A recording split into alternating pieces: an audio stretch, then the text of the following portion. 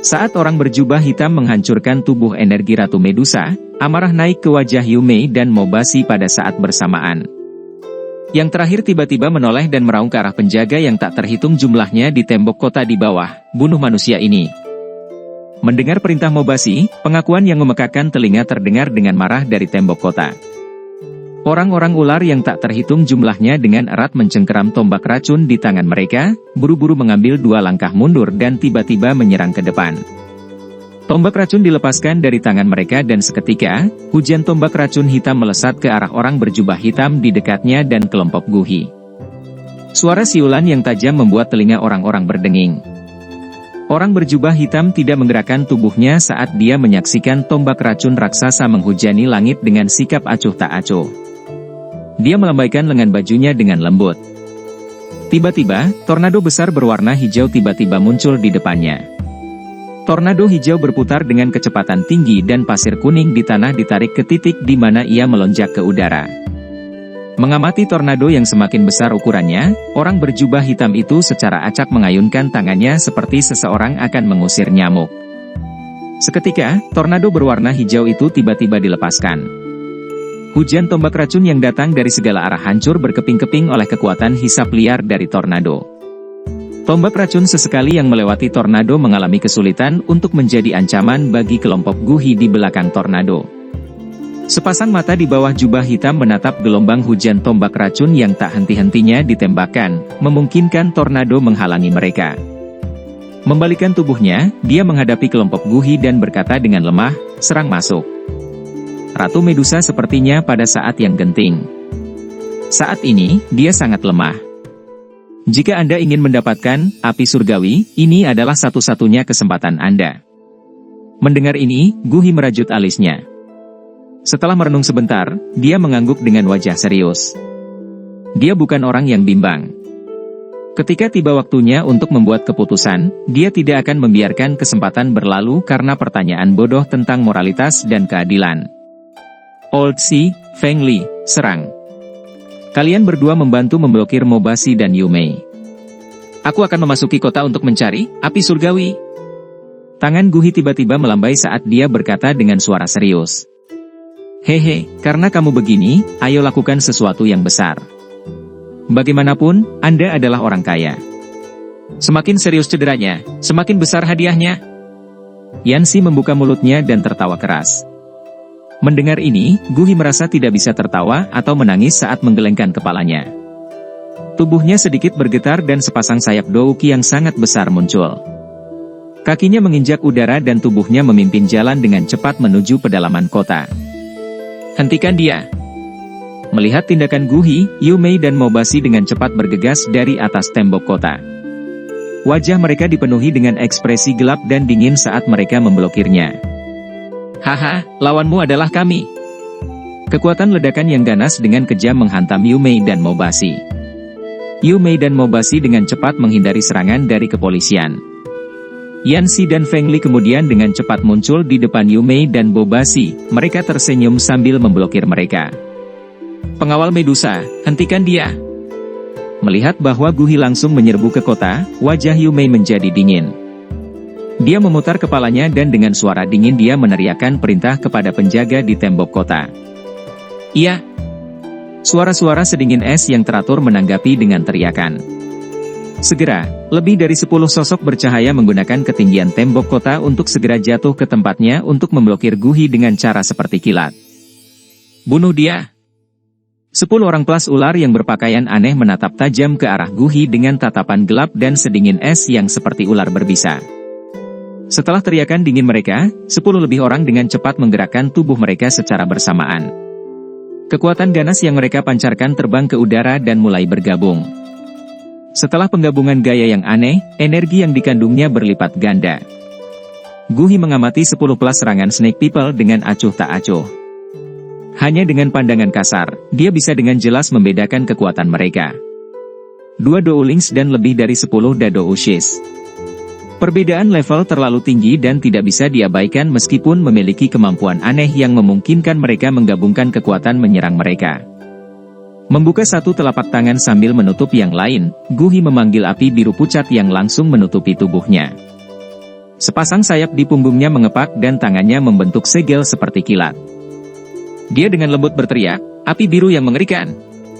Saat teriakannya jatuh, nyala api berwarna biru pucat tiba-tiba muncul di depan tubuh Guhi. Pada saat dia melambaikan tangannya, tembakan itu melesat dengan keras ke arah 10 ditambah orang-orang ular dari segala arah. Kekuatan gabungan dari 10 lebih orang ular berubah menjadi ketiadaan di bawah api biru pucat. Sepasang sayap Guhi mengepak dan dia melewati pertahanan 10 plus Snake People dengan kecepatan yang menakutkan. Dia mengulurkan tangannya dan diam-diam menembakkan kekuatan tersembunyi. Seketika, lebih dari 10 ular orang memuntahkan darah dan mundur. Guhi menggunakan kecepatan tercepat untuk mengalahkan orang-orang yang menghalangi jalan. Dia akan menyerbu ke kota ketika kekuatan ganas, yang menyebabkan ekspresinya sedikit berubah, tiba-tiba menembak dengan keras dari bawah. Dia segera mengepakkan sayapnya dan buru-buru menarik ke belakang, menghindari tombak ular yang ditembakkan ke arahnya.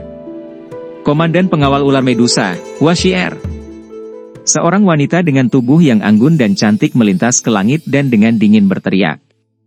"Do Wang, Hu." Benar-benar ada cukup banyak orang kuat dari ras Snake People.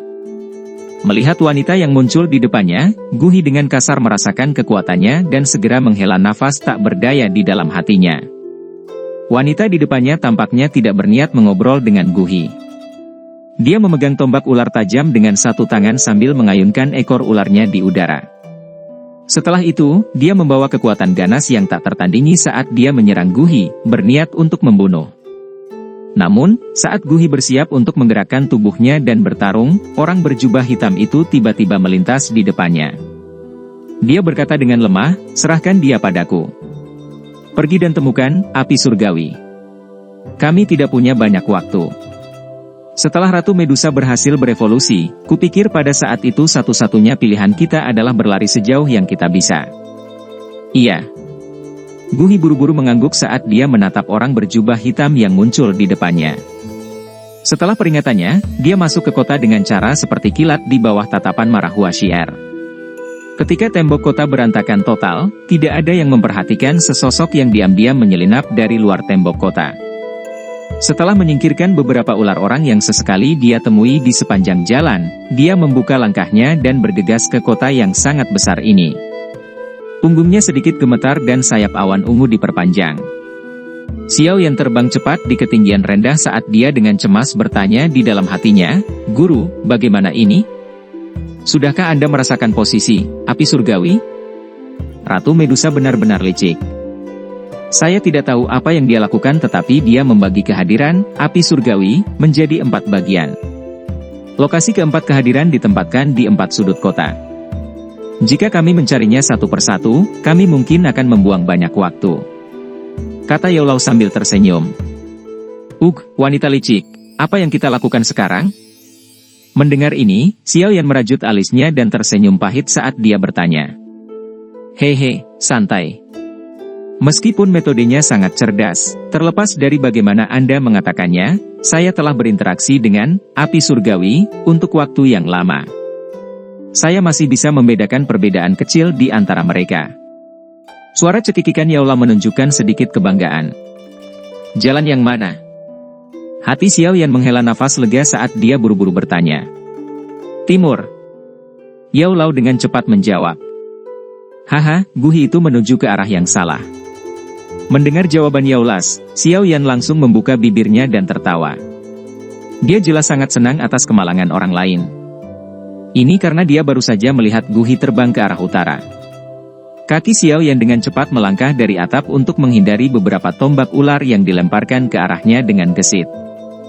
Dia menundukkan kepalanya untuk melihat kota yang berantakan di bawah, mengepakkan sayap awan ungu dan terbang menuju bagian timur kota. Setelah terbang dengan hati-hati selama lebih dari 10 menit, sebuah kuil besar secara bertahap muncul di hadapannya. Ada di dalam sini.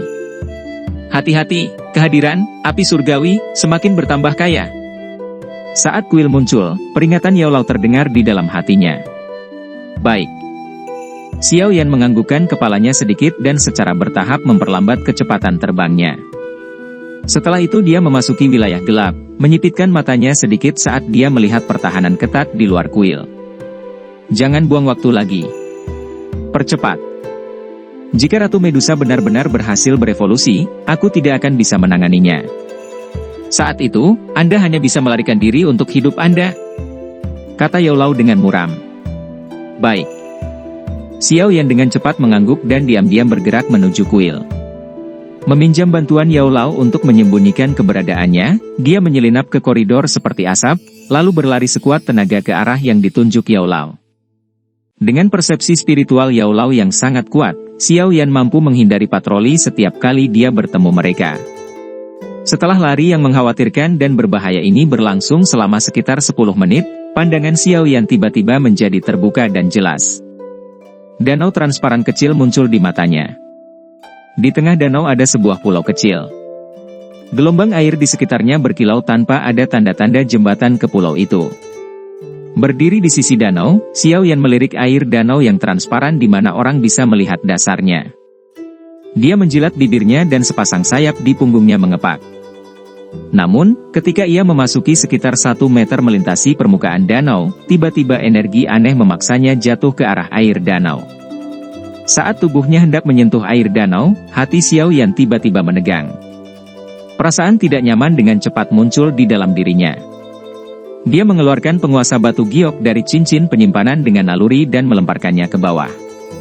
Kemudian ujung kakinya menekan sedikit di atasnya, meminjam kekuatan mengambang ini untuk mengikuti permukaan danau dan bergegas kembali ke sisi danau.